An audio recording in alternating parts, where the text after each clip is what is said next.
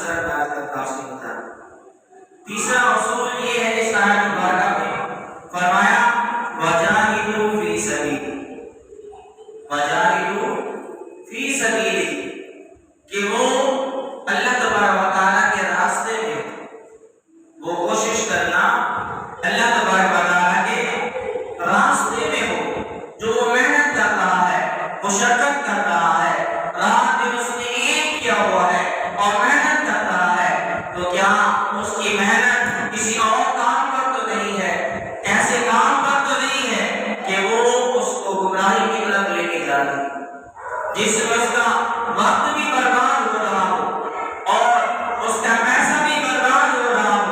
اور اس کو دنیا پر بھی کچھ حاصل نہ ہو اور قبر حشر میں بھی اس کو کچھ فائدہ نہ ملے، تو فرمایا اس کا محنت کرنا، اس کی کوشش کرنا، وجاہدوا فی سبیلہ، اللہ تبارک و تعالیٰ کے راستے میں۔ یا اس کو یوں سمجھ لیجیے کہ ایک شخص جو ہے خلیفہ ہارون رشید کے دربار میں حاضر ہوا اور آ کر کہتا ہے کہ حضور مجھے نا مہارت دکھانے کی اجازت چاہیے، میں آپ کی بارگاہ میں، آپ کے دربار میں اپنی مہارت کو جو ہے وہ پیش کرنا چاہتا ہوں، مہارت دکھانا چاہتا ہوں۔ تو دربار شاہی دربار میں اجازت مل گئی۔ خلیفہ ہارون رشید نے فرمایا ٹھیک ہے، تم دکھاؤ مہارت، ہم تیری مہارت دیکھنا چاہتے ہیں، تو کتنے ماہر ہو؟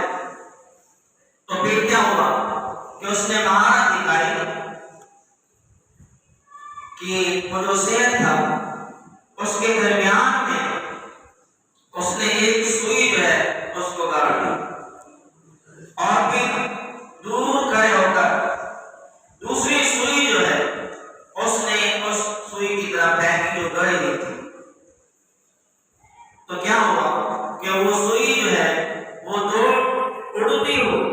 وہ سوئی اس نے پھینکی وہ اڑتی ہوئی اس سوئی کے ناکے سے گزر گئی جو زمین پر کھڑی ہوئی۔ بڑی مہارت ہے، بڑا ماہر ہے کہ سوئی کے ناکے سے دور سے کھڑے ہو کر سوئی پھینکی اور اس کے ناکے سے گزر گئی، تو سب نے واہ واہ کی، ماشاء اللہ کہا، اس کو داد دی کہ بڑا ماہر ہے۔ تو خلیفہ ہارون رشید یہ سارا منظر دیکھ رہا ہے، وہ بھی خوش ہوا اور کہا کہ جاؤ، اپنے وزراء کو کہا، اپنے خادموں کو کہا کہ جاؤ اس ماہر شخص کو جو ہے 10 دینار جو ہے وہ انعام بھی دے دو اور ساتھ میں اس کو 10 گھوڑے بھی لگا دو، 10 دینار انعام اور ساتھ ہی 10 گھوڑے بھی لگا دو، 10 گھوڑے بھی لگا دو۔ بھی عجیب بات ہے کہ اس نے مہارت دکھائی ہے، ایسا کارنامہ انجام دیا ہے اور اس کو سے بڑی محنت اور مشقت کی ہے، تو اب بادشاہ اس کو کیا کر رہا ہے کہ 10 دینار درہم بھی دلوا رہا ہے اور ساتھ میں بطور سزا جو ہے اس کو 10 گھوڑے بھی لگائے جا رہے ہیں۔ تو حاضرین محفل نے سوال کیا کہ خلیفہ ہارون رشید،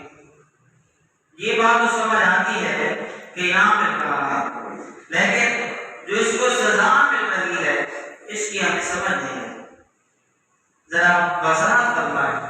تو خلیفہ ہارون رشید نے جواب دیا کہ اس کو انعام اس لیے دے رہا ہوں 10 دینار کہ اس نے ایک مہارت والا کام کیا ہے کہ گری ہوئی سوئی کے ناکے میں سے دور کھڑے ہو کر دوسری سوئی پھینکی اور اس سے ناکے سے گزر گئی، تو اس نے بڑی محنت کی ہے، بڑی مشقت کی ہے، اس پر اس نے بڑی پریکٹس کی ہوگی، اس کے بعد جا کر اتنا ماہر بنا ہے اور اس نے یہ مہارت دکھائی ہے، تو اس انعام کے طور پر میں اس کو جو ہے وہ 10 دینار دے گا۔ اور کہا کہ یہ 10 گھوڑے یہ کس لیے ہے؟ تو خلیفہ نے فرمایا کہ وہ اس لیے کہ جو اس نے جو محنت یہ مشقت جو کی ہے، اتنی مشق اور پریکٹس جو کی ہے، ایک فضول کام نہیں کی ہے، یہ فضول کام ہے۔ اگر اتنی محنت، اتنا تجربہ، اتنی لگن، اتنا شوق یہ اگر کسی نئے کام پر لگاتا تو پھر اس کی دنیا بھی سنور جاتی اور آخرت بھی سنور جاتی۔ تو رب کرام کیا فرما رہے ہیں اس آیات مبارکہ میں کہ تیسرا اصول کامیابی کا کیا ہے؟ فرمایا وَجَاهِدُوا فِي سَبِيلِهِ، کہ وہ جو محنت کرتا ہے، جو مشقت کرتا ہے، جس کا وہ بار پریکٹس کرتا ہے، آیا کہ وہ کام اس کے لیے فائدہ مند ہے یا نہیں؟ کہیں وہ شریعت کے خلاف تو نہیں ہے، کہیں وہ ایسا کام تو نہیں ہے کہ جو بیکار ہو، فضول کام ہو، جس سے نہ اس کی دنیا سر سکے اور نہ ہی قبر حشر میں وہ کام آئے۔ تو فرمایا جو بھی کام کرنا ہے وہ ایسا کام کرنا ہے وَجَاهِدُوا فِي سَبِيلِهِ، کہ وہ کام اللہ تبارک و تعالیٰ کے راستے۔ تو فرمایا کہ یہ تین اصول ہیں کامیابی حاصل کرنے کے، کامیاب ہونے کے۔ آیات مبارکہ کے تحت فرمایا پہلا اصول کیا ہے کہ تقوی اختیار کرو، یہ پہلا اصول ہے تقوی اختیار کرو اگر کامیاب ہونا چاہتے ہو۔ دوسرا کیا ہے؟